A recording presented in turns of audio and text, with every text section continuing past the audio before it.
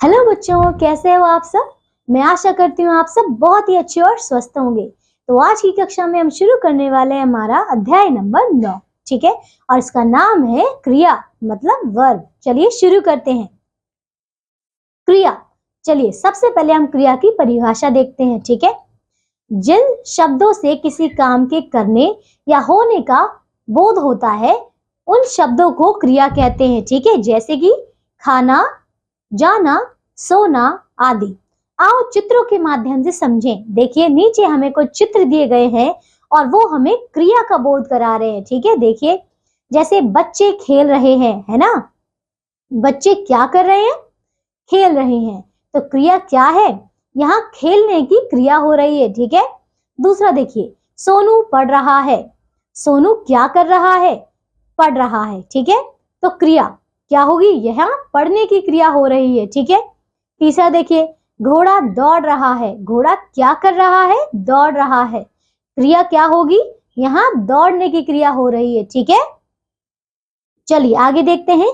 उपयुक्त वाक्यों में खेल रहे हैं, पढ़ रहा है, दौड़ रहा है क्रियापद है। ठीक है, इनसे कार्य के लिए जाने वाला, इनसे कार्य के किए जाने का पता चलता है। ठीक है, इन्हें पढ़िए और समझिए। आइए कुछ और चित्रों के द्वारा क्रिया को समझते हैं। देखिए यह पपीता है। ठीक है, राधा नाच रही थी, आकाश में बादल हैं। ओके, इन वाक्यों में है, थी, है से होने की सूचना मिल रही है, से होने की सूचना मिल रही है। सूचना देने वाले ये शब्द किसी व्यक्ति, वस्तु या स्थान का होना बताते हैं। ये भी क्रिया शब्द कहलाते हैं। ठीक है, अब देखिए पशु पक्षियों की कुछ क्रियाएं, आइए देखते हैं। पहला है मेंढक टर्राता है। ठीक है, शेर दहाड़ता है, मक्खियां भिनभिनाती हैं, बकरी मिमियाती है, चिड़िया चहकती है, कुत्ता भौंकता है, गाय रंभाती है, सांप फुंकारता है। ठीक है, अब देखिए मनुष्य की कुछ क्रियाएं, खाना, दौड़ना, पीना, खेलना, धोना, पकाना, गाना, सुनना, सोना, रोना, देना, जीतना। ठीक है, क्रिया के भेद। चलिए अब करते हैं टाइप्स ऑफ वर्ब। आइए, क्रियाएं दो प्रकार की होती हैं। पहला है सकर्मक क्रिया, दूसरा है अकर्मक क्रिया।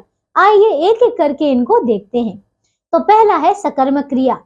जिन क्रियाओं के साथ कर्म की आवश्यकता होती है उन्हें सकर्मक क्रिया कहते हैं। जैसे राम पुस्तक पढ़ता है। ठीक है, पढ़िए और समझिए।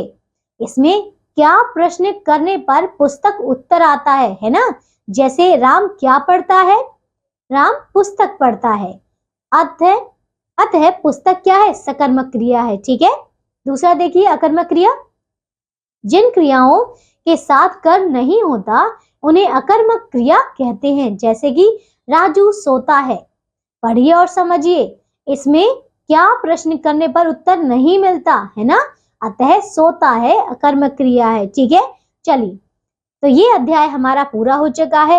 आओ दोहराएं जो हमने इस अध्याय में पढ़ा है। देखिए पहला है किसी काम को करना या होना क्रिया कहलाता है। दूसरा, क्रिया के बिना वाक्य पूर्ण नहीं होता। तीसरा, क्रिया दो प्रकार की होती है, सकर्मक क्रिया और अकर्मक क्रिया। चौथा, पीना, गाना, खाना, दौड़ना, पढ़ना आदि क्रिया शब्द है। ठीक है, तो देखिए ये अध्याय हमने बहुत अच्छे से खत्म कर लिया है। मैं आशा करती हूँ आप सबको ये बहुत अच्छे से समझ में आ गया होगा। अब हम मिलेंगे एक नई कक्षा में ऐसे ही नए अध्याय के साथ। तब तक के लिए आप सब अपना ध्यान रखिए और स्वस्थ रहिए।